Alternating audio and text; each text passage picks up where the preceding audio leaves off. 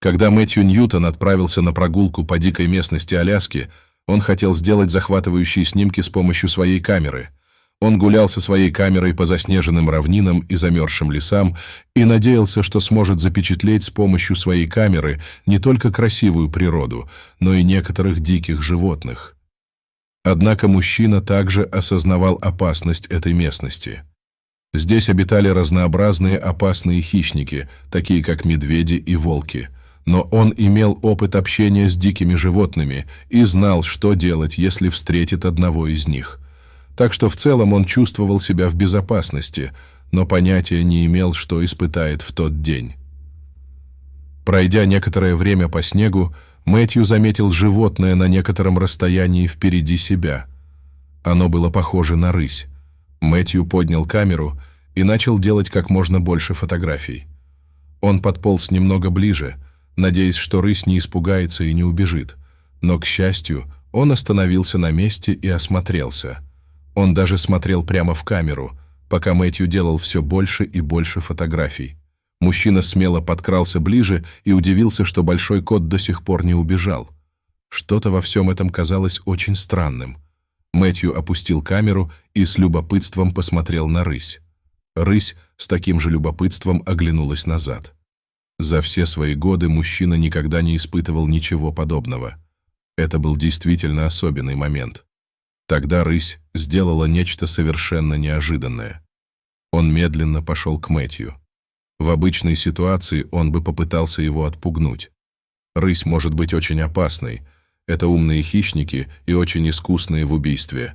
Но что-то в этом животном привлекло его внимание. Рысь словно умоляла его. Его глаза умоляли его о помощи.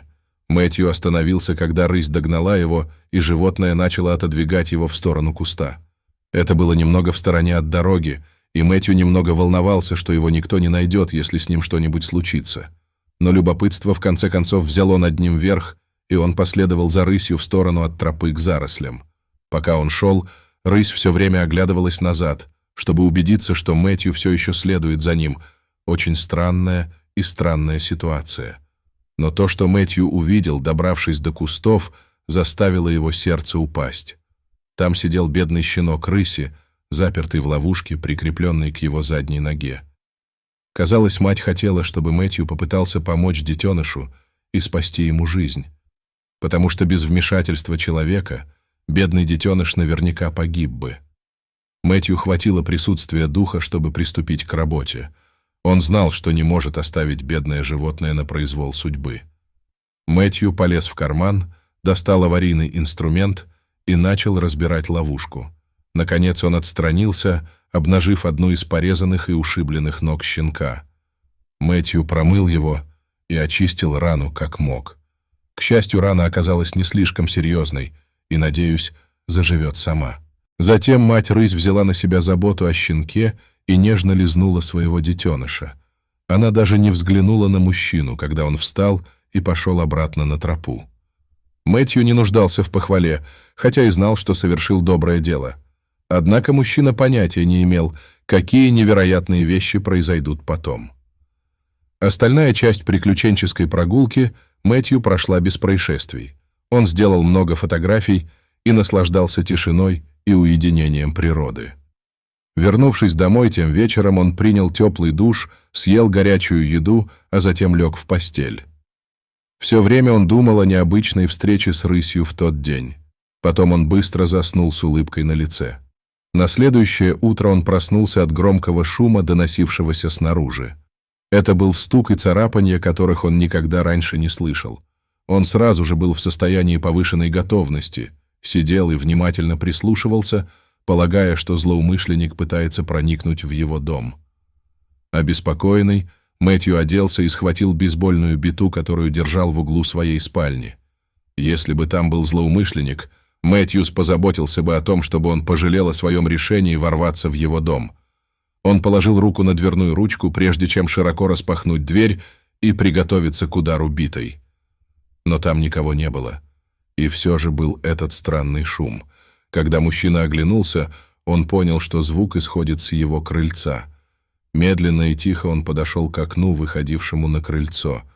Если бы там был кто-нибудь, они бы его хорошо рассмотрели. Но он не мог поверить в то, что увидел. Он был шокирован. Мэтью выглянул в окно, не совсем уверенный в том, что он ожидал увидеть, но его взгляд упал на странное, но знакомое зрелище. Это была мать-рысь, с которой он накануне помог в походе. Она царапала дверь и патрулировала взад и вперед. Казалось, животное последовало за ним домой и хотело отблагодарить его за доброту. Но рысь была не одна. Она привела с собой своих мальчиков, и они все сбились в кучу, с любопытством наблюдая за своей матерью. Он даже заметил маленького рысенка с поврежденной ногой. Он был рад видеть, что оно выглядело гораздо менее опухшим и раздраженным, чем накануне. Судя по всему, ребенок пошел на поправку. Как только рыси заметили, что он наблюдает за ними из окна, они возбужденно тявкали. Мэтью схватил камеру и начал документировать странное и невероятное явление на своем крыльце. Казалось, рыси пришли отплатить ему за его доброту. Обычно пугливые и нелюдимые животные играли, катались и даже спали на его крыльце. Они пробыли там около часа. Наконец мать-рысь встала и пошла вниз по ступенькам крыльца и обратно в дикую природу. Ее детеныши послушно следовали за ней, выстраиваясь в шеренгу и рысью следуя за матерью. Мэтью с улыбкой смотрел, как они исчезают за деревьями. Мэтью никогда не забудет этот особенный опыт до конца своей жизни.